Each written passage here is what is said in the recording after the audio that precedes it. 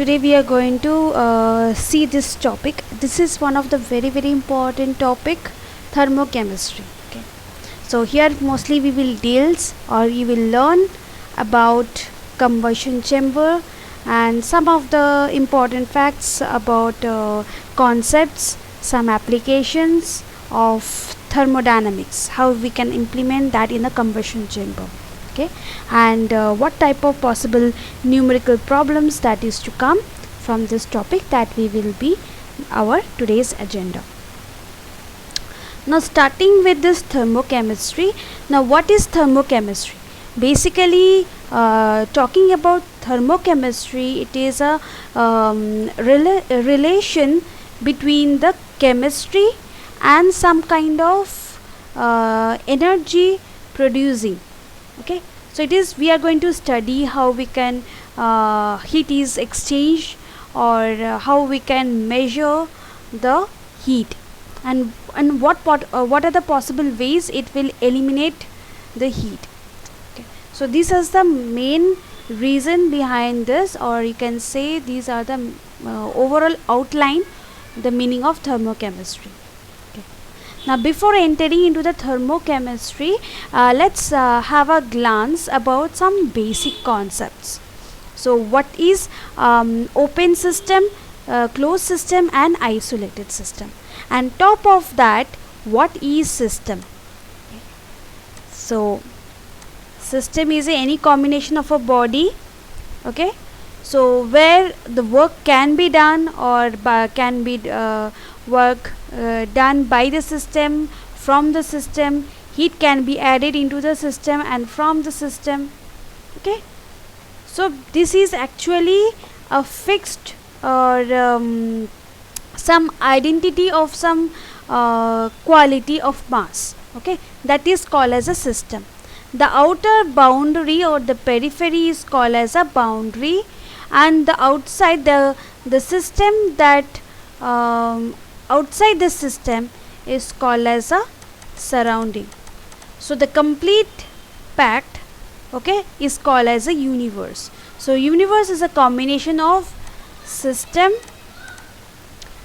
and we have boundary, this is actually boundary, and the outside we have the surrounding. The combination of these three is called as a universe.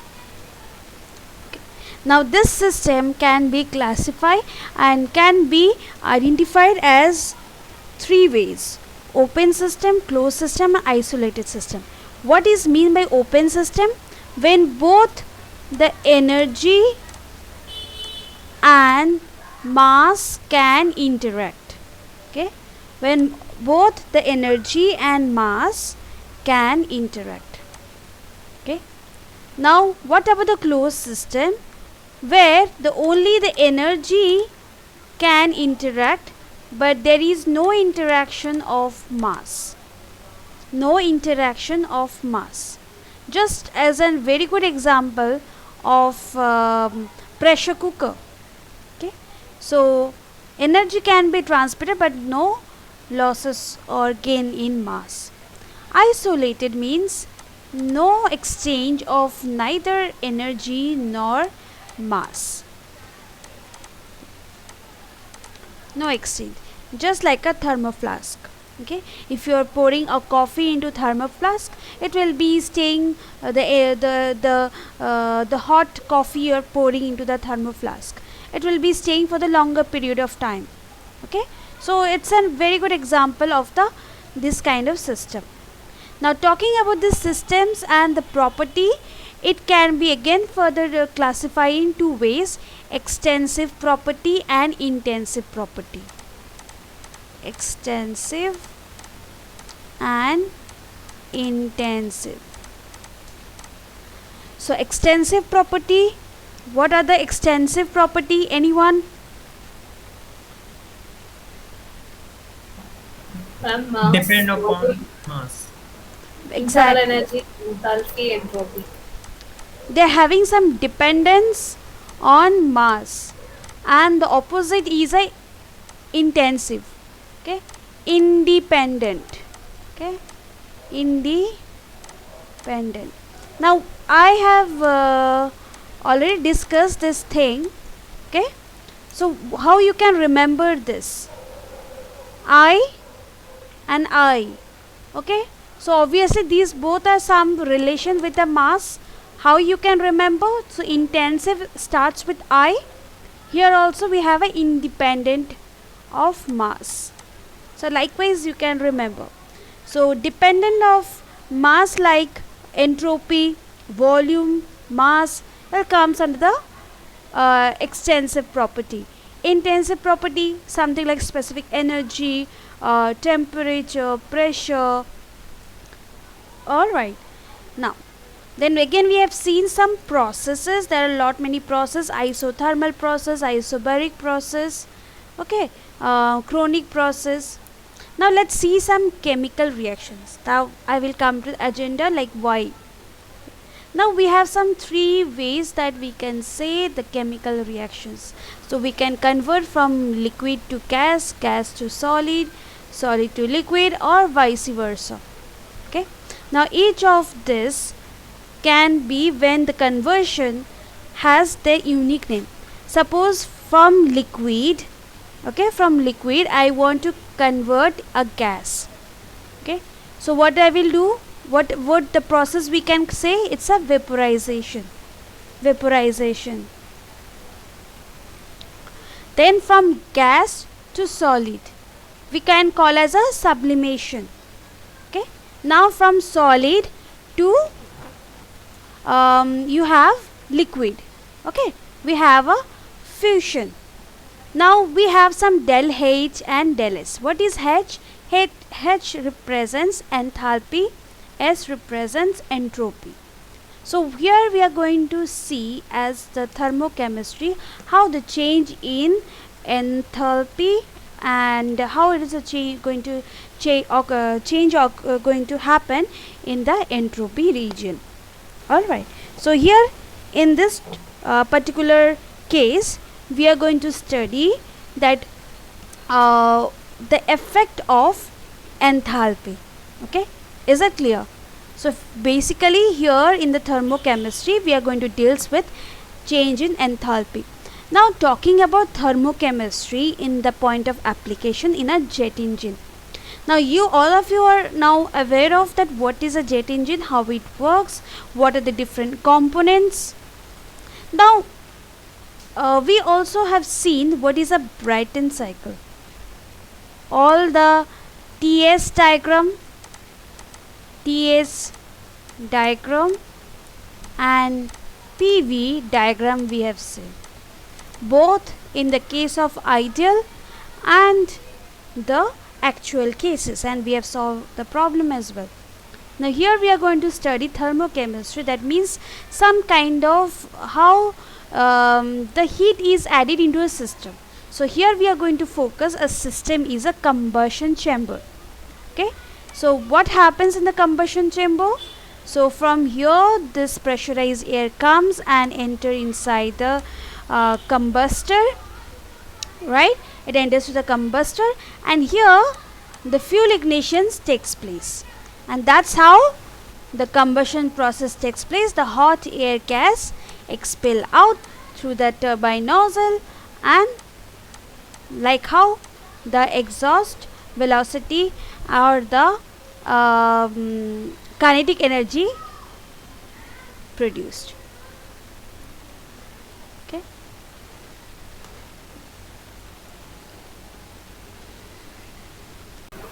fine. So we have done this. Now the combustion chamber is our system. Now what is happening, as I have said, so we are mixing the fuel and air together. Okay, now when we are mixing the fuel and air together, so that means we are getting some kind of chemical reaction. So where actually the chemical reaction process is taking place? In the combustion chamber. So any kind of heat or any kind of chemical reaction can be classified in two ways.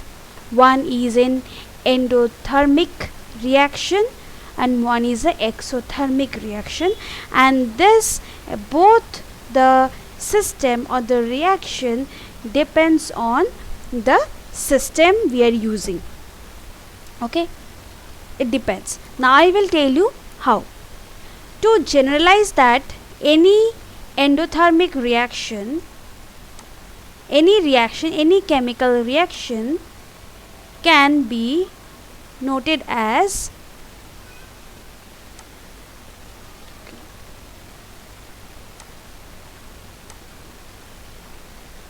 that is what is the total or the change in enthalpy is equal to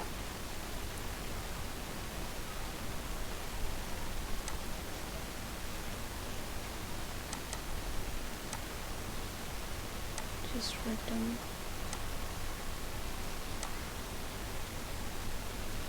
equals to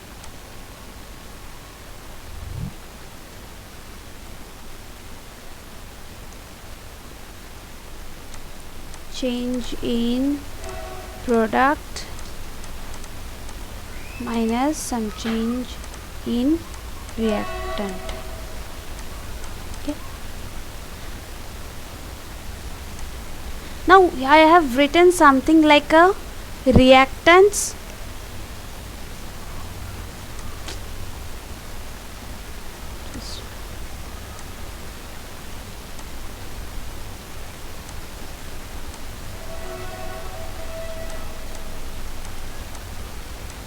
okay, reactants and product. Now what do you understand by means of reactant and product? For an example, if you are looking for the piston engine, okay, any piston engine, and in the piston engine I am using some kind of kerosene. So let's assume it is like C8, chemical formula C8 H18. Okay, now this is my fuel. This is my fuel. Now I am combining this in the combustion chamber with air. Okay. Now what is mean by air? We know that in the air we have 79% of nitrogen and 21% oxygen, right? It is a combination of that. So if both the things are matched, so this is actually the combination of reactant. Now when these two are going to react, reactant is nothing, they are very sensitive with each other, and which will give or release some byproduct. So if the fuel and this oxygen or the air is going to pile up together, so that is a reactant, and the bypass of this is going to give some amount of carbon dioxide, water, and if we are including the air, some percentage of nitrogen. This is going to be the products, and the number of moles or the combinations are going to give, it will depends on once we balance up this equation. So this is the product. Okay. Now whenever we have some reactants and some product, then that such kind of reactions can be classified in two ways: endothermic and exothermic. Now I will explain that what is mean by endothermic. Endothermic is a it's a type of energy transfer. Energy, if suppose is a system and this is the surrounding, so it is a energy transfer from surrounding to system.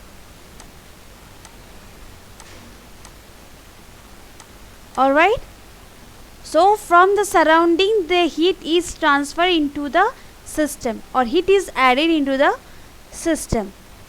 Such process is known as a endothermic process, and due to that what happens, and if from the surrounding when the heat is added into the system, obviously this del H, that other name of del H is also known as here enthalpy heat of reaction or heat reaction or the reaction heat, enthalpy reaction heat.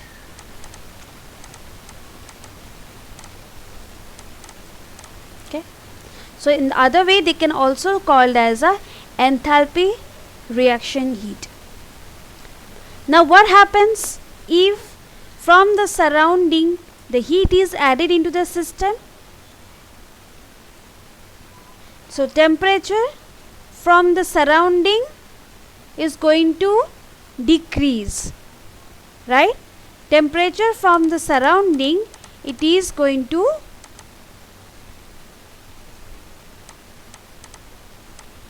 will decrease, and where it will increase in the system, so obviously the heat is getting added into the system, and due to that, if I follow this general statement for a chemical reaction, we can see that this is the x direction, we have reaction path, and the y direction we have enthalpy. Okay, enthalpy heat reaction. So if we see, the curve is positive curve. The curve is positive, that means we will get a enthalpy, change in enthalpy or the enthalpy heat reaction positive. Okay, so del H is going to be greater than 0. When again I can say that means who is greater? So can I say del H of product is greater than del H of reactant? When they are greater, either it has to be endothermic reaction, the outside temperature, the surrounding temperature should be lower when the heat is added into the system. In this particular scenario is known as an endothermic reaction.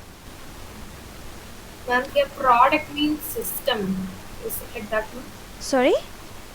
Here product means system, ma'am.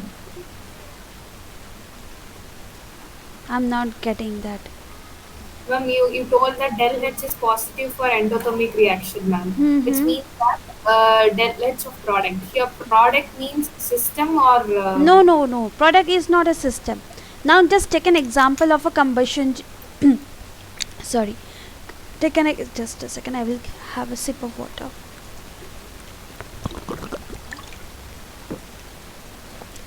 See, for an example, here we have a combustion chamber. Now what I have said, let's take an example, the combustion chamber as a system.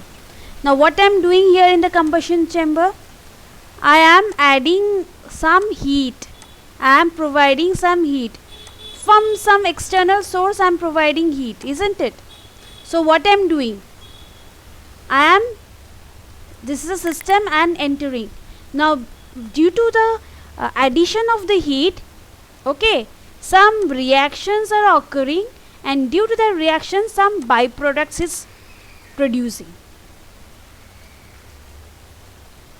Could you able to follow the point? Yes, ma'am. Okay, inside the system everything is happening.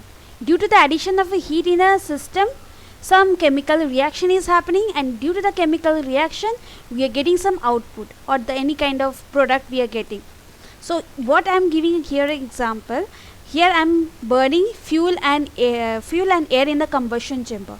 So where this thing is, heat is adding in a system, the system is nothing but the combustion chamber, and due to that what is happening, it is getting reacted, that is a reactant, and leaving some kind of byproducts. Clear? So this is not any kind of system, it everything happening within the system. Okay, now let's look in the other side of the other parameter, that is the exothermic process.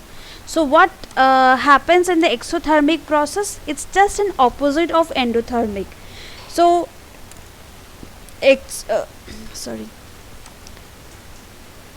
what I said in the endothermic, so from the outside or from the surrounding, the heat is added into the system. Exothermic, the heat will leave from the system. Take an example of any kind of cooling technique. Okay, what is the purpose of a cooling technique? Any kind of cooling technique. So always they have some tendency to liberate heat. So what will be that process? The process is, or the reaction process is going to be an exothermic reaction. Okay, exothermic reaction process. So basically the heat energy is transferring from system to surrounding, and due to that, if this phenomena occurs, let's see what happens with this product and reactant. Okay, product and reactant. In this kind of cases, this is a long reactant and the y-axis is an enthalpy. So this is a reactant on the starting point of reaction. Drastically it goes down. Okay, product drastically goes down. That is a huge amount of heat losses. And what happens with the reaction heat or the heat of reaction? It also gets negative. So can I say here that for the product is less than reactant. So from the graph itself you can say that. Okay, and what happens here due to this? So where the heat will be more, within the system or outside the system? In exothermic, where the heat is going to be more, temperature is going to be more? Outside the system. Very good. Here the temperature is going to increase. Outside the system is nothing but we can also call as a surrounding. The temperature is going to rise. So which have not seen, just a reverse case of the endothermic and exothermic reaction. Now we will study some of the very important nomenclature and some of the very important nomenclature, and we will use those nomenclature for solving some problem. They will ask some typical type of problems, so you will able to solve it. Now first and foremost we have a stoichiometric.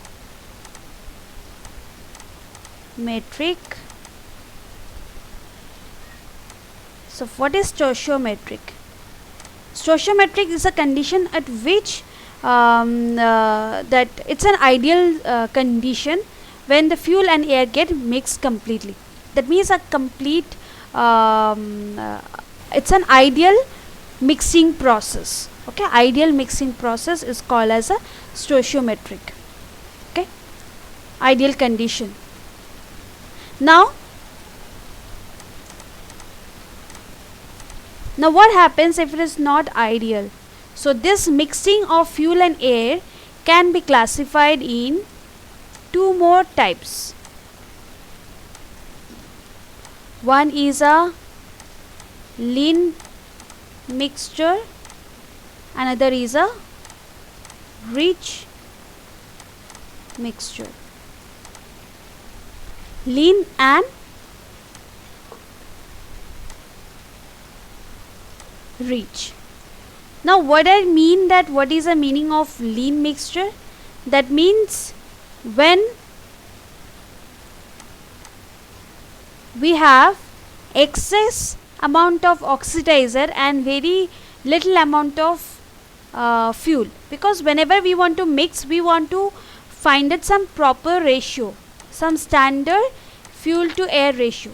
Now when I am writing fuel to air, that means a mass flow rate of air by mass flow rate of fuel. Fine.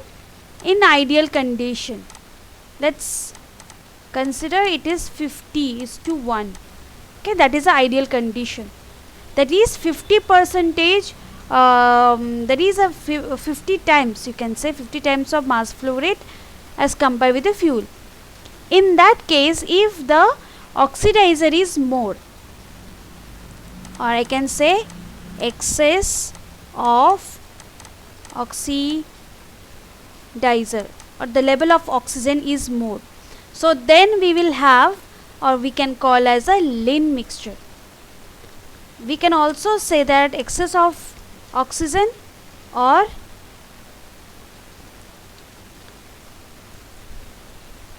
just a second.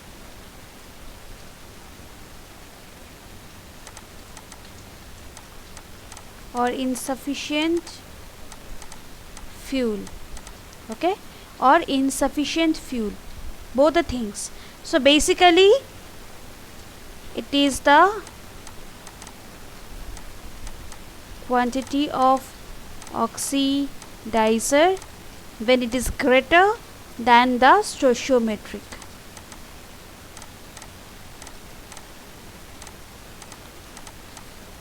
Fine. Now when we are going to say about rich mixture, so obviously when the excess of fuel, excess of fuel means we can say insufficient oxidizer. So how I can write? Just the opposite of that, quantity of oxidizer is going to be less than the stoichiometry.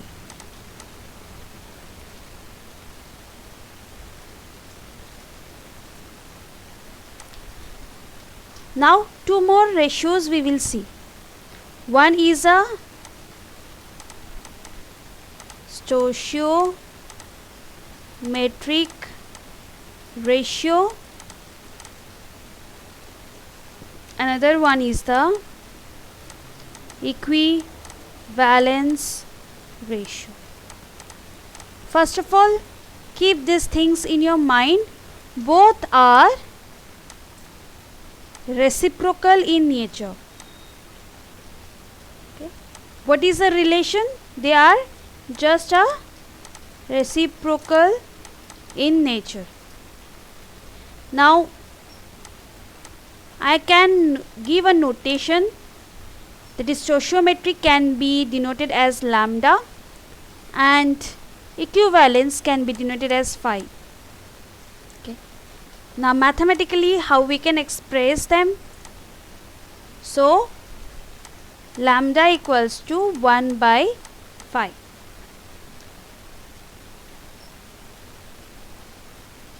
In other ways, what is lambda? Lambda is nothing but fuel to air ratio actual by air to fuel ratio actual by air to fuel ideal, or we can also say air to fuel actual by air to fuel stoichiometric. Okay.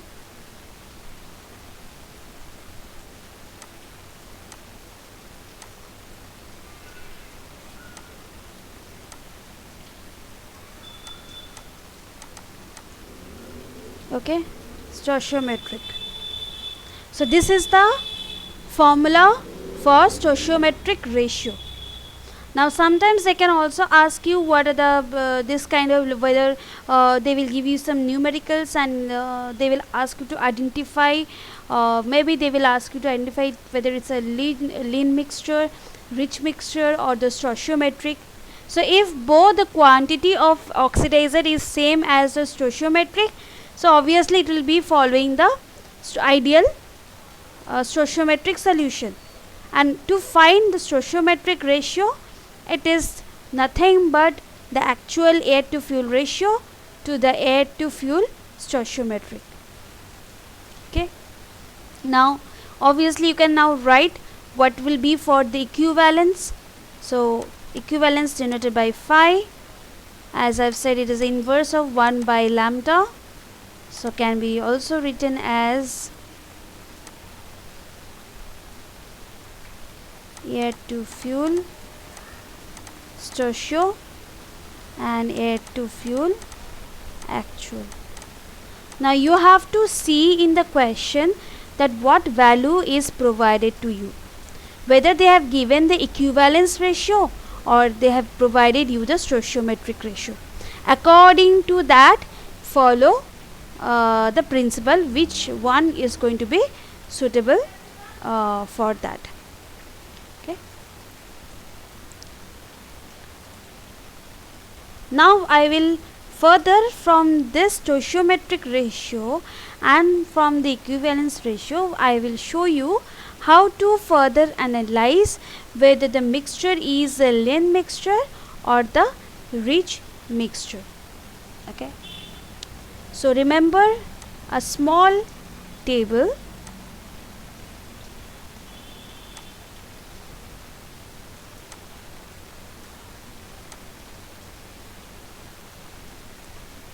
Remember this small table which will help you to remember this. Okay.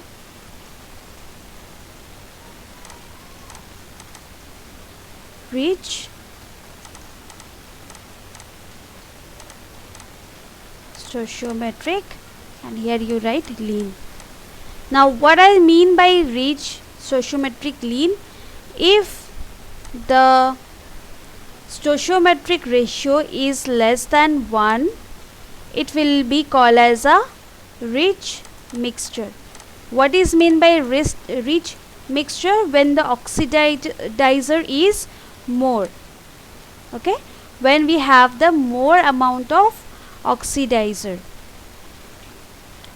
In the stoichiometric, so lambda is going to be 1. In the lean, the lambda is going to be greater than 1. So what is meant by lean? Lean means when you are having excess fuel. So if excess fuel means you are having the stoichiometric is greater than 1. Okay. Now similarly, once you know the one side, you can further find the other one, that is equivalence. So in the rich mixture, the equivalence is going to be greater than 1. Equivalence is also going to be the same, and here the equivalence is going to be 1. You said for rich mixture fuel will be more. Sorry? Previous slide you explained that rich mixture will be fuel will be more and lean mixture fuel. No. Rich, Excess of yes. That's what I said, na? No, ma'am. Okay. Alright. Okay. Right. So I will.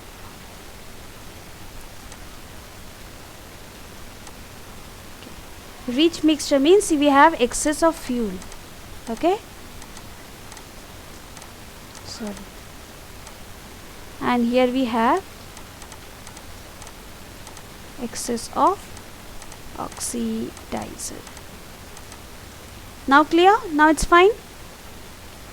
Now there can be a question that which among this combination is inappropriate for combustion?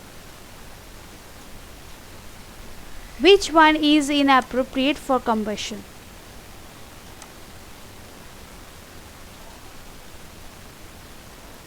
This one. Obviously this answer is quite appropriate enough, right? So which is inappropriate? Obviously when we have excess fuel, it is not at all appropriate. right?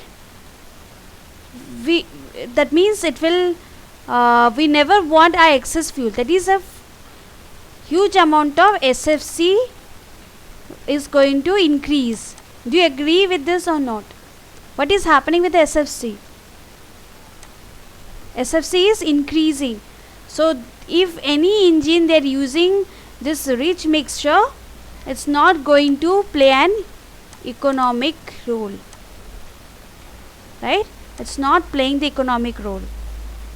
Same, what will happen here in the excess of oxidizer?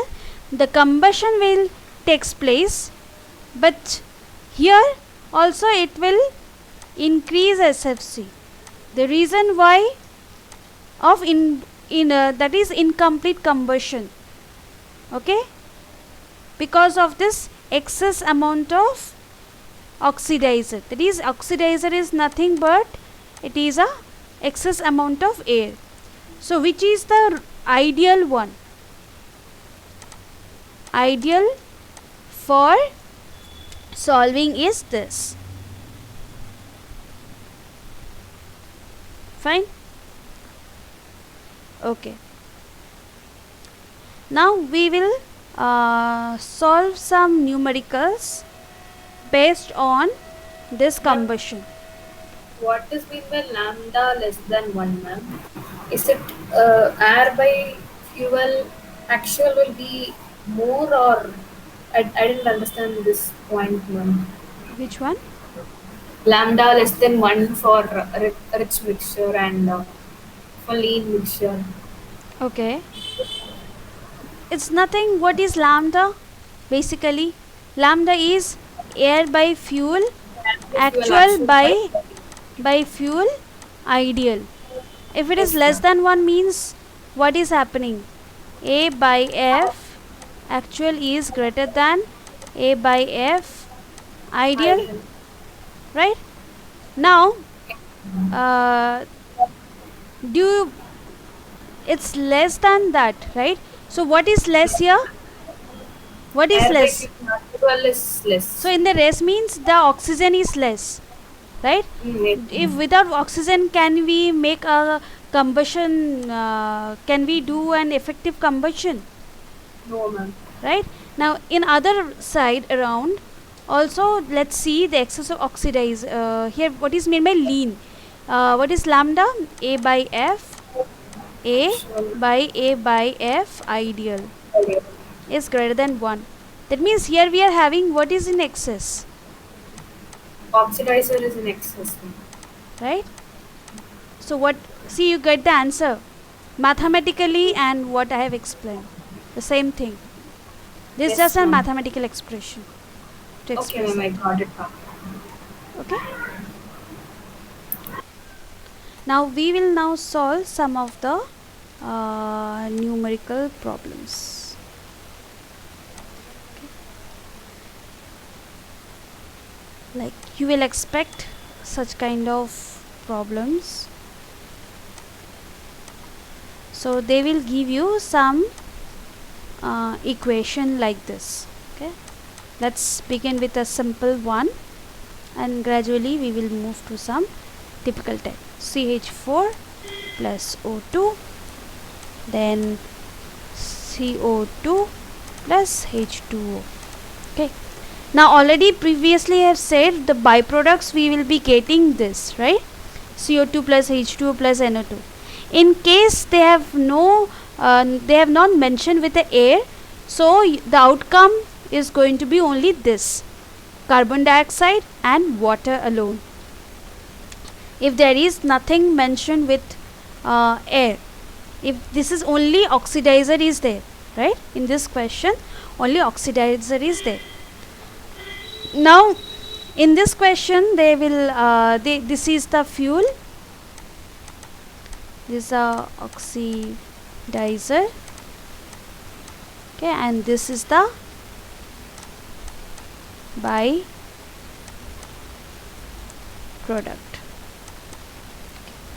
Now there are lot many different ways that they can ask you the question. Now first we will see the question is that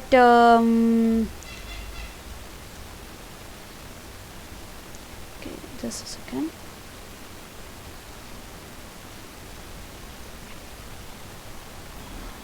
And Okay. This comes under lean mixture. Sorry. This comes under lean mixture. Wait. I will. Wait. See, lean mixture or it's a rich mixture, you will only know once they have provided you the stoichiometric value. Okay. Then only you can. Then then- can't say. Yes, in the question. Otherwise, you cannot justify, na? Right? Okay. You are getting my point?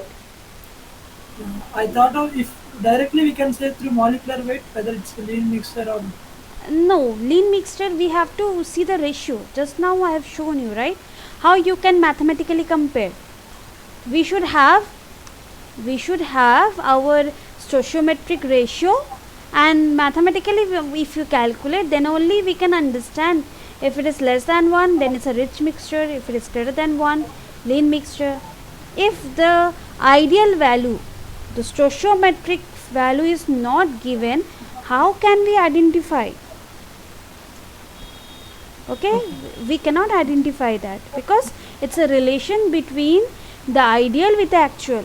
But here in this question they have not given anything, and that straight away they have asked you to find out that what will be the air to fuel ratio. Okay, let me repeat the question. They have given this equation and they have straight away asked you that what will be the air to fuel ratio. Now whenever such kind of problems they ask you, the first and foremost task will be to balance the equation.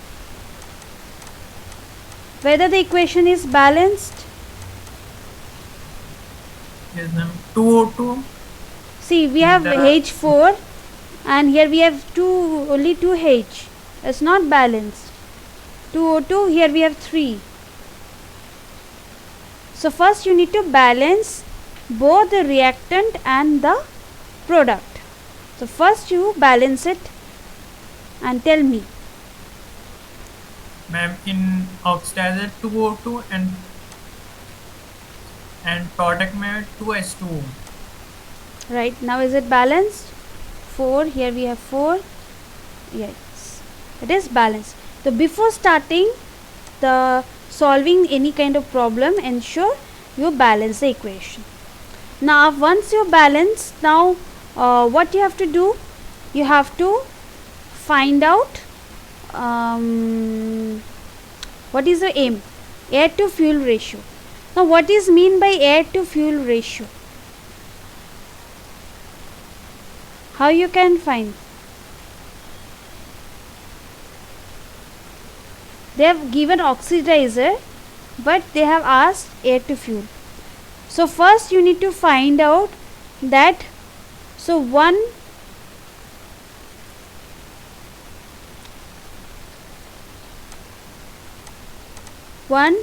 mole of fuel equals to how much amount of gram?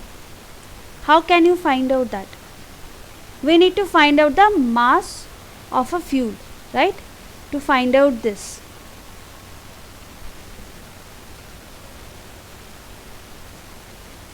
So 1 mole of CH4 equals to how much of gram? How can you find the gram? Using molecular weight of this fuel. Now what is the molecular weight of C12H1? Okay. Now what is the, combine that 12 plus 4 into 1, you are getting 16 grams. So 1 mole, why I have taken 1? Because here we have only 1. So we need 2 moles of oxygen. So how we can write a statement over here? So we need 2 moles of oxygen to burn the 1 mole of CH4. I can say this. Okay. Sometimes they will also ask you how much amount of oxidizer you require to burn a 1 mole of fuel. How much amount of oxidizer do you, how many amount of oxidizer do you require to burn 1 mole of fuel? Okay, fuel they will be giving whatever it is, CH4 or C2H6, right? So your answer is going to be 2. So once you balance it, the answer is that you need 2 mole of oxidizer. You are getting my point?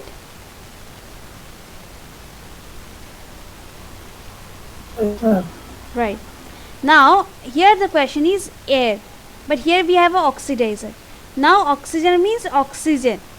Now we need to find, that means out of the air we have the oxygen alone. So just now I said in the air, let's consider we have 100% of air. Out of that 79% we are taking nitrogen and 21% is O2. Okay. Now out of this 100%, 21%, let's take as 21 grams of oxygen, okay, out of 100 grams of air, out of 100 grams of air. So 1 gram of oxygen will have 100 by 21 grams of air. Now we need to know how much amount of oxidizer we have. Find the molecular weight of oxygen. So oxygen molecular weight is 16. So we have here 2 also. So 2 into 2 into 16. How much? 64. 64. That means we need some 64 grams of O2 equals to 100, 21 into 64, this much amount of grams of air. So that means 64 grams, that means in this much amount of grams of air. Okay, find out this. So this is going to be your mass of air, whatever the value, and mass of fuel is here, is a mass of fuel, and this is going to be the mass of air. Solve this and tell me what is the answer you are getting. Ma'am, 304.76. So now you got this air by F. Okay, so 304.76 by, you have here 16. So whatever you will be getting, that is your air to fuel ratio.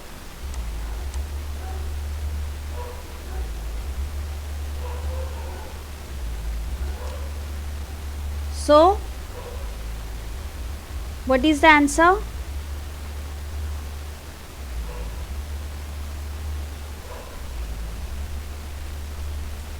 What is the answer?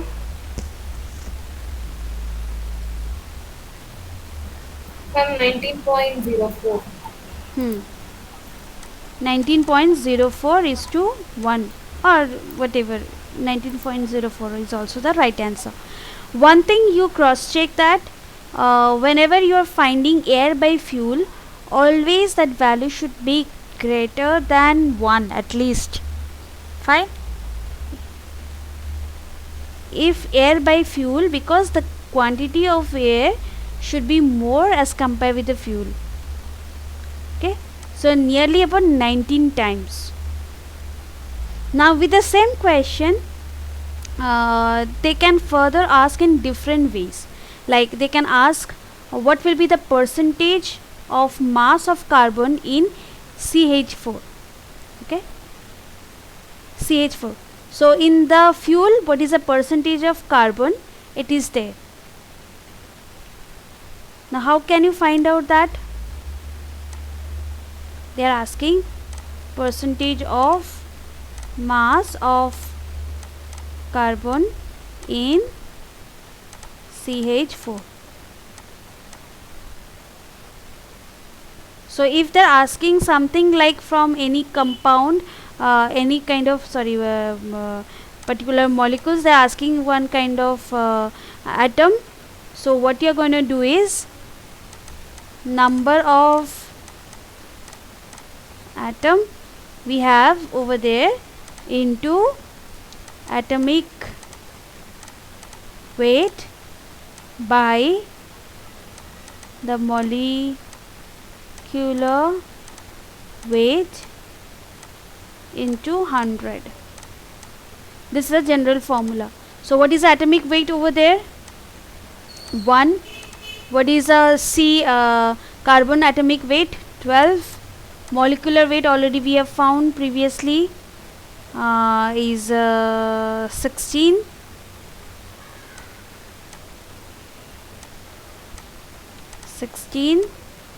Okay, multiply into 100, you will get in terms of percentage. So that is going to be the answer again.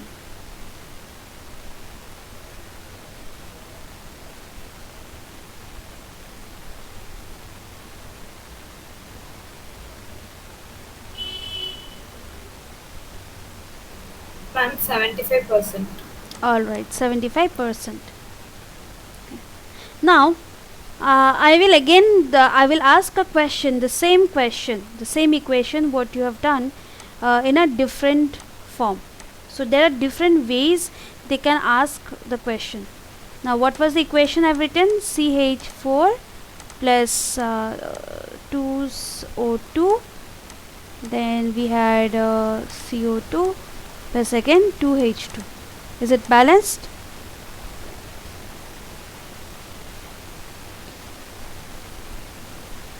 Is it balanced, right? Now question is, how many grams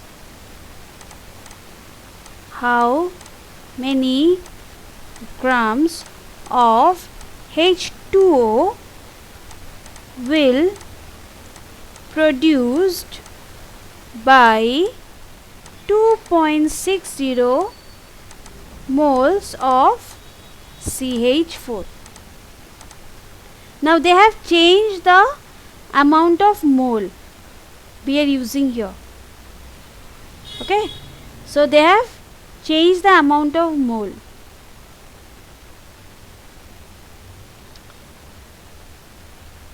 And they ask that what will be in terms of the amount, how many grams of H2O will produce if they are using 2.60 mole.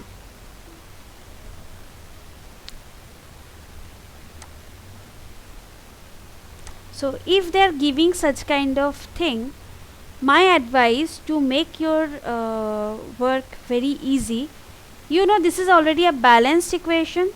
So what I have said previously, 1 mole of CH4 we can say produce 2 mole of H2. Can I say this?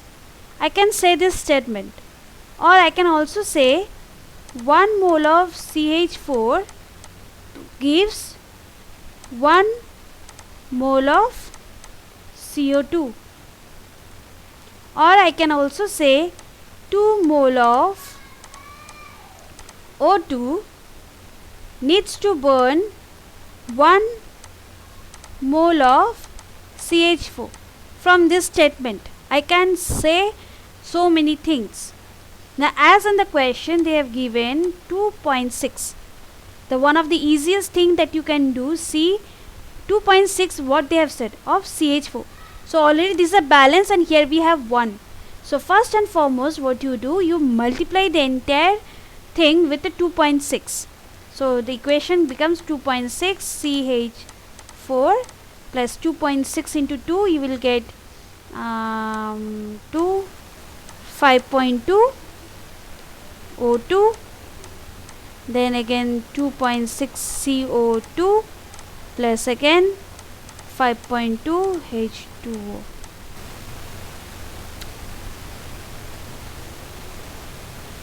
Okay, now what they said here, with this, what is the amount of hydrogen, how many grams of hydrogen it's producing?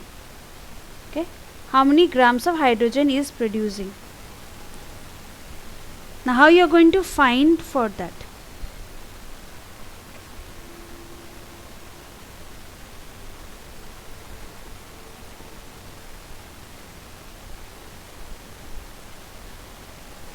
Any idea? We can complete this process in a single way. Remember that this formula, number of moles equals to mass by molecular mass, okay, or molecular weight. Now what they ask in the question, for hydrogen, for produced by 2.60 mole. Now we have made this equation. Now what is a mole here? Here also you are getting the number of mole is 5.2 for the hydrogen. Mass, which is our required to find. What is a molecular weight of a hydrogen? Can you find? 2 into 1 plus 16. Can you find out? Can you find out now? What will be the mass of H2O produced by 2.60 mole? 5.2 into 18. Tell me the answer. 93.6. Very good.